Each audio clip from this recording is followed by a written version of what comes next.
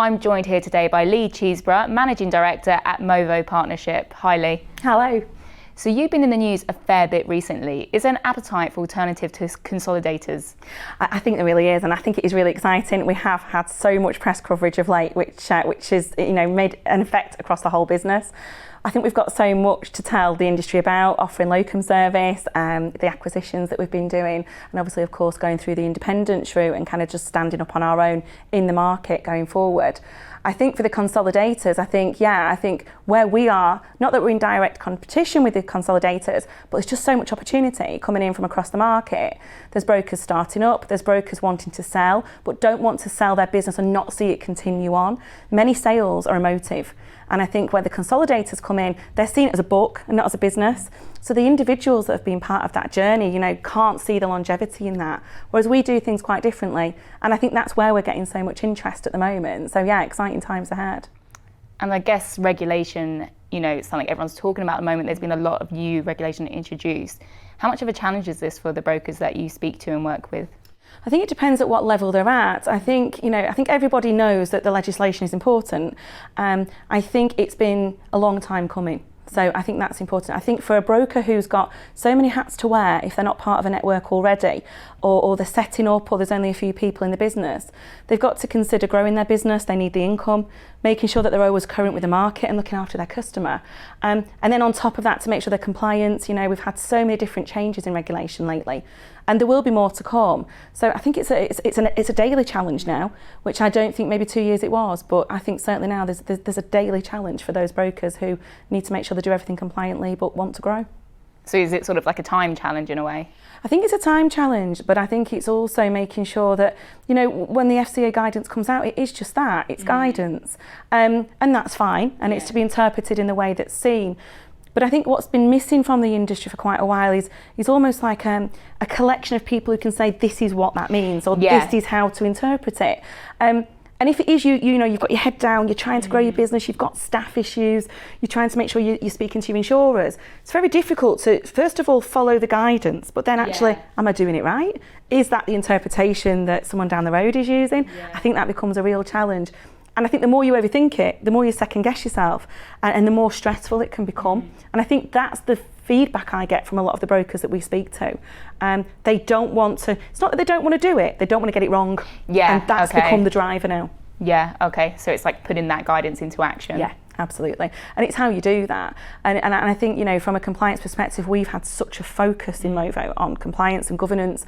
We've just put ourselves through the Gilchrist standard, which is a standard to show that your business is at the level it should be, and I was really pleased. It's our first ever sort of conduct that we've done, and we scored a B, so I was quite excited about that. But it shows that focus is so important for a broker who is either a small broker or starting out to even try to understand what those outputs look like.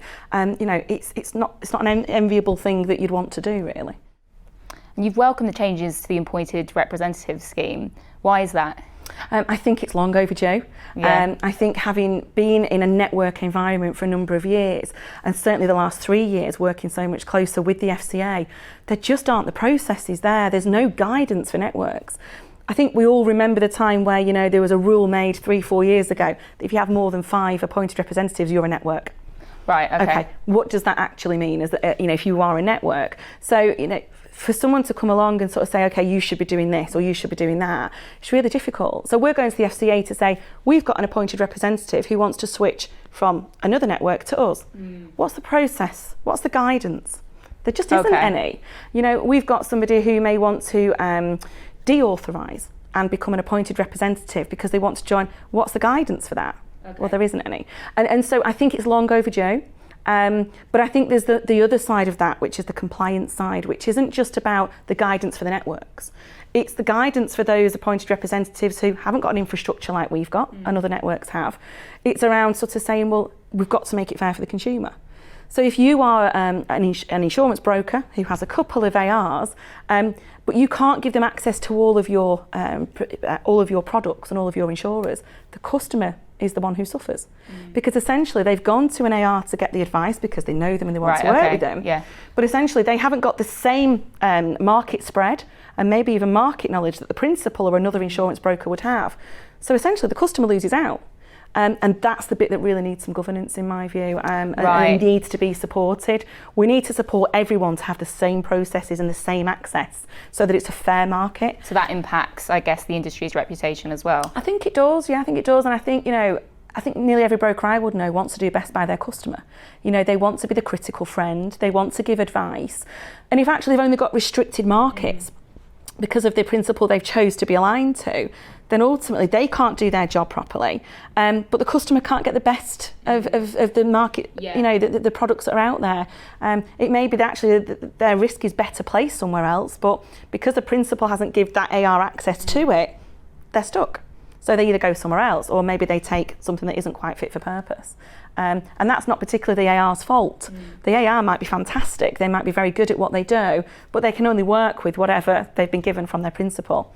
So I think the FCA needs to take an onus on the principals without that infrastructure to say, you've got to make it fair for every consumer that comes in, no matter where they come from. And that's the bit that I would really like to see happen. Moving slightly onto growth, so you bought, I think, 3 brokers earlier this year. Is acquisition part of that growth? I think it is, but by default. I don't think we ever set out to purchase brokers or to purchase books. I think, Movo, the reason I'm so proud of what we do is because we're so flexible. We deal with the people in the industry, and so if somebody comes to us to say, we have this situation, we'd like a solution or a service for this, we sit down and we understand if it can be done. There's no kind of one cap fits all.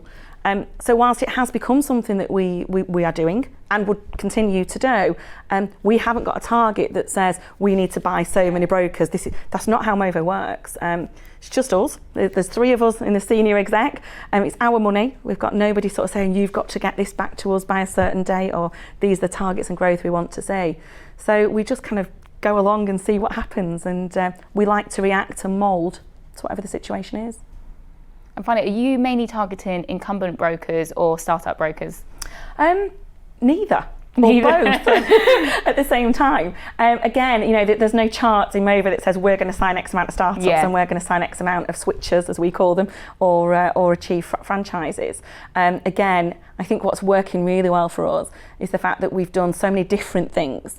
And I think the market is starting to see that we're about the future of their business continuing, or we're about supporting the individual. And because of that, we're seeing all sorts of situations and opportunities come our way. And we're open to all of them. Some will suit us, some won't. But if we buy into the people, and the people buy into the culture, and we think we can do something together, then we'll absolutely have that discussion. And on that, I guess, potential growth that you didn't plan. I mean, I know you're mainly focused on operational and compliance support. Are you planning to extend that out at all? I think we always look again at just what the opportunities are that present. And so, our business has evolved so much in the 2.5 years that we've been trading. So my golden rule is we never rule anything out, but nor do I want to put us into bits where we'll do this, this and this. So many times we've tried something and maybe it hasn't worked, or we've tried something and thought, wow, that worked. So I think for us, if there's a need and our brokers and insurer partners feedback to say that's something that they'd like to see more of, we'll deliver it and we'll do it in a way that suits all parties. Unfortunately, that's all we've got time for. Thank you, Lea, for joining me today. Thank you very much. And thank you for watching.